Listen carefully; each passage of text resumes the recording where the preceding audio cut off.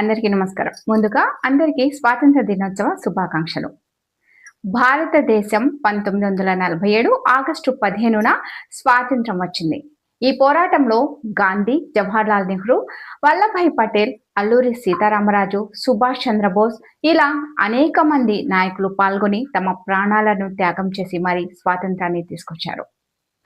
అందరూ మర్చిపోతున్న విషయం ఏంటంటే ఈ పోరాటంలో అబ్దుల్ గఫార్ ఖాన్, మౌలానా ఆజాద్ ఇలా ఎంతో మంది ముస్లిం నాయకులు కూడా ముఖ్య పాత్ర పోషించారు. ఈ పోరాటంలో అహ్మదుల్లా షా నేతృత్వంలో బ్రిటిష్ కు వ్యతిరేకంగా కుట్ర పన్నినందుకు 27 సంవత్సరాల వయసులోనే ఉరితీసిన మొట్టమొదటి వ్యక్తి అష్ఫాకుల్లా. అయితే ప్రస్తుతం భారతీయ ముస్లింలు ఎన్నో అవమానాలు ఎదుర్కొంటున్నారు. వారి దేశ భక్తిని ప్రశ్నిస్తున్నారు. మతతత్వ పార్టీలు చరిత్రను తారుమారు చేసే ప్రయత్నం చేస్తున్నాయి. స్వాతంత్ర పోరాటానికి ముస్లింల త్యాగాలు, పోరాటాలు అతీతం.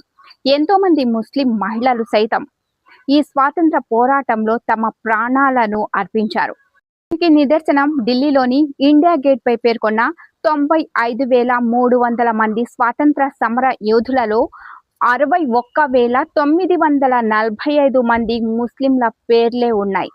ఇప్పుడు ఈ వీడియో చేయడానికి కారణం ఏంటంటే మొన్న ఒక బ్రదర్ నన్ను అడిగారు, మీరు ముస్లిమ్సా అని. అవునండి, నేను ముస్లిమ్స్నే అని చెప్పాను. సో అయితే, అమ్మో మీరు ముస్లిమ్సా, అయితే మీరు తీవ్రవాదులు, ఉగ్రవాదులు, ఇక్కడ నుండి వెళ్ళిపోండి, మీరు పాకిస్తాన్కి వెళ్ళిపోండి అని అన్నాడు. సో అందుకని చెప్పేసి ఈ వీడియో చేయాల్సి వస్తుంది. ముస్లిమ్స్ అయినంత మాత్రాన తీవ్రవాదులు, ఉగ్రవాదులు కాదండి.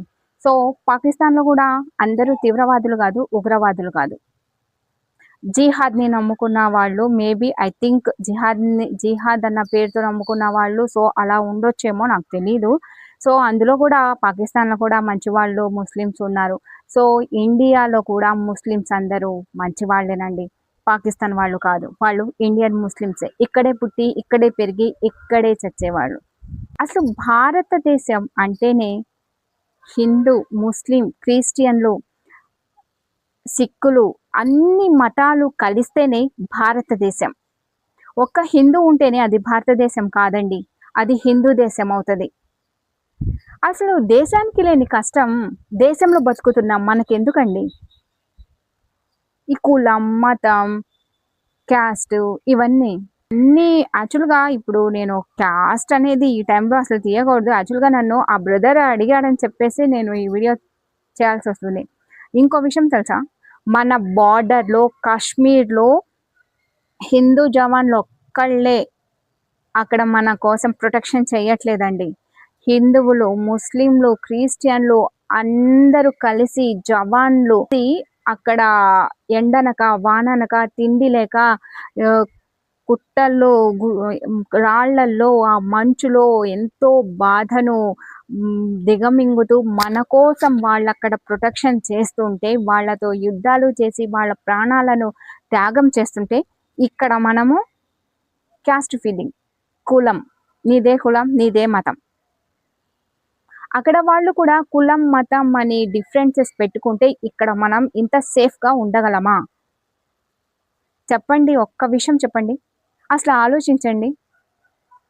చిన్నప్పటి నుండి మీరందరూ మీ ఇంటి పక్కన ముస్లిమ్స్ ఉండొచ్చు, మీ ఇంటి హిందువులు ఉండొచ్చు, అందరూ కలిసిమెలిసి ఫ్రెండ్స్ ఉండొచ్చు. ఇప్పుడు వరకు ఇండియాలోనే కదా మీరు బతుకుతుంది కూడా ఇండియాలోనే కదా. ఇండియన్ ముస్లిమ్స్ ఎలాంటి వాళ్ళు మీకు తెలీదా? ఇప్పటి వరకు జరిగిన దాడుల్లో ఇండియా ముస్లిమ్స్ దాడి చేశారు అని మీరు విన్నారా? పాకిస్తాన్ వేరు, ఇండియన్ ముస్లిమ్స్ వేరు. ప్లీజ్ దయచేసి ఇప్పటికైనా ఇండియన్ ముస్లిమ్స్ని ఇండియన్స్ లాగే చూడండి ప్లీజ్, పాకిస్తాన్ లాగా చూడొద్దు, వాళ్ళలో కలపొద్దు. మీ అందరికీ చేతులు ఎత్తి దండం పెడుతున్నాను. అప్పుడు ఎంతో మంది సమర యోధులు తమ ప్రాణాలను సైతం త్యాగం చేసి మనకి స్వతంత్రాన్ని ఇచ్చారు.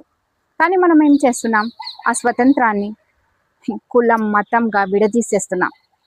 వాళ్ళందరూ అప్పుడు కలిసి స్వతంత్రాన్ని తీసుకొచ్చారు, మనం విడిపోయి స్వతంత్రాన్ని విడగొట్టేస్తున్నాం.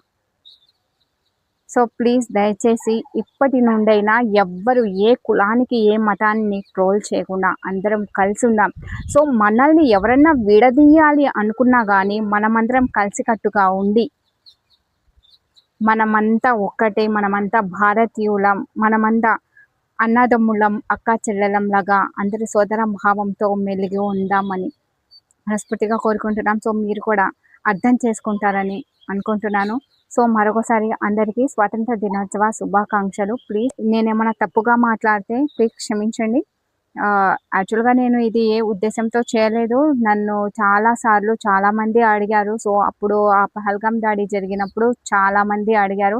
సో మీరు ముస్లిమ్స్, మీరు పాకిస్తాన్కి వెళ్ళిపోండి, ఇక్కడ ఉండి అర్హత లేదు అది అని చెప్పేసి నిజంగా చాలా బాధేసింది, ఏడుపు వచ్చింది.